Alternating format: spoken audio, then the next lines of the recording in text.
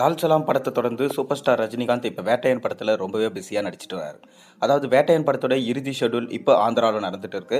இந்த இறுதி ஷெட்யூலில் நம்ம சூப்பர் ஸ்டார் ரஜினிகாந்த், அமிதாப் பச்சன், ஃபகத் ஃபாசில், மேலும் ராணா டகுபதி இவங்களோட போர்ஷன்ஸை ஷூட் பண்ணிட்டு வராங்களாம்.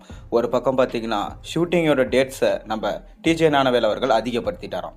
இன்னுமே கால் ஷீட்டை வந்து நம்ம ரஜினி கிட்ட கேட்டதுனால ரஜினி ரொம்பவே டென்ஷன் ஆயிட்டாரு.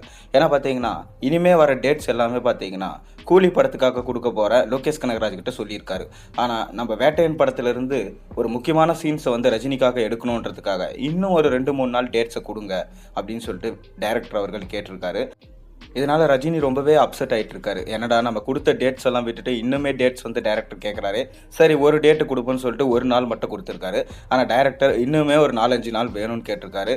ரஜினி ஆனாலும் படம் நல்லா வரணுன்றதுக்காக டேட்ஸ் கொடுத்துருக்காரு. இதனால் பல குழப்பங்கள் ஏற்படும். கூலி படத்துக்காக கொடுத்த டேட்ஸில் வந்து குழப்பம் ஏற்படும்னு சொல்லிட்டு ரஜினி ரொம்ப அப்செட்டில் இருக்கிறதா சொல்லப்படுது. அதை தொடர்ந்து பார்த்தீங்கன்னா சுதா கோங்கரா வந்து நம்ம சூர்யாவை வச்சு ஒரு ப்ராஜெக்ட் பண்ணுறதா அனௌன்ஸ் பண்ணாங்க. அதாவது புறநானூறுன்னு அனௌன்ஸ் பண்ணாங்க. ஆனால் அந்த படம் ஹை பட்ஜெட்டில் போகிறதுனால அந்த படத்தை வந்து ட்ராப் பண்ணதாக ஒரு பேச்சு வந்து போயிட்டுருக்கு. கடைசியாக அவங்க எடுத்த சூரரை போட்டு மிக பெரும் பிளாக் பஸ்டர் இட்டு சிம்புவை வச்சு ஒரு படம் எடுக்க போகிறதா சொல்லியிருந்தாங்க. ஆனால் இன்னுமே இது இப்போ வரைக்கும் நடக்கலை. அதை தொடர்ந்து சூப்பர் ஸ்டார் ரஜினி கிட்ட ஒரு ஸ்டோரி நரேட் பண்ணுறதா அவங்க சொல்லியிருக்காங்க. அதாவது பார்த்தீங்கன்னா ஏற்கனவே இந்த கொரோனா டைம்லேயே சூப்பர் ஸ்டார் ரஜினிகாந்தை அவங்க போய் சந்திச்சிருந்தாங்க. அப்போவே ஒரு பயங்கரமான ஒரு ஆக்ஷன் த்ரில்லர் மூவியை அந்த கதையை வந்து நம்ம சூப்பர் ஸ்டார் கிட்ட சொல்லியிருக்காங்க. சூப்பர் ஸ்டாரும் பார்த்தீங்கன்னா இந்த படம் சூப்பராக தான் இருக்குது, நம்ம பண்ணுவோம் அப்படின்னு சொல்லியிருந்தாரு. ஆனால் எப்போ அதை பண்ணுவோம், எப்போ பண்ண முடியும்னு சொல்லிட்டு தெரியல. ஏன்னா பார்த்தீங்கன்னா நெல்சன் அவர்கள் ஜெயிலர் 2 தான் கண்டிப்பாக எடுக்க போகிறேன்னு சொல்லியிருக்காரு. மேலும் சங்கர் அவர்கள் ஒரு படம் எடுக்க போகிறேன்னு சொல்லியிருக்காரு.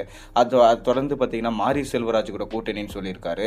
நடுவில் வந்து பார்த்தீங்கன்னா வேல்ஸ் யூனிவர்சிட்டி, அந்த வேல்ஸ் ப்ரொடக்ஷன்ஸ் சார்பாக பார்த்தீங்கன்னா அவங்க ஒரு படத்தை வந்து ரஜினிகாந்தை வச்சு எடுக்கிறதா சொல்லியிருக்காங்க. ஒருவேளை வேல்ஸ் அவங்க வந்து ப்ரொடக்ஷன் பண்ணி தான் சுதா கோங்கரா எடுக்க போகிறாங்களா அப்படின்றது ஒரு சந்தேகத்துக்கு இடமா இருந்துட்டு தான் வருது. ஆனால் கார்த்திக் சுப்புராஜுமே பார்த்தீங்கன்னா அவர் வந்து ஒரு படத்தை பண்ண போகிறேன், அதாவது பேட்டா 2 மாதிரி இருக்கும் அப்படின்னு சொல்லிட்டு ஒரு தகவல் போயிட்டுருக்கு. இது எந்தளவுக்கு உண்மைன்னு தெரியல, பொறுத்திருந்து பார்ப்போம். ஆனால் கண்டிப்பாக நான் சூப்பர் ஸ்டாரை வச்சு படம் பண்ணுவேன் அப்படின்னு சுதா கோங்கரா அவர்கள் சொல்லியிருக்காங்க. பார்ப்போம். சூப்பர் ஸ்டாரை வச்சு சுதா கோங்கரா எடுத்தாங்கன்னா நிச்சயமாக பார்த்தீங்கன்னா ஒரு வேறு லெவலில் ஒரு ஸ்டோரியாக இருக்கும், வேறு லெவலில் ஒரு தமிழ் சினிமாவில் ஒரு படமாக இருக்கும். வந்தால் நல்லா தான் இருக்கும். உங்களோட கருத்துக்கள் என்னன்றதை மறக்காமல் கீழே கமெண்ட்டில் சொல்லுங்கள். மேலும் சேனலில் போகிற வீடியோஸும் மறக்காமல் சப்ஸ்கிரைப் பண்ணுங்கள், லைக் பண்ணுங்கள், பெல் ஐக்கனை ப்ரெஸ் பண்ணுங்கள்.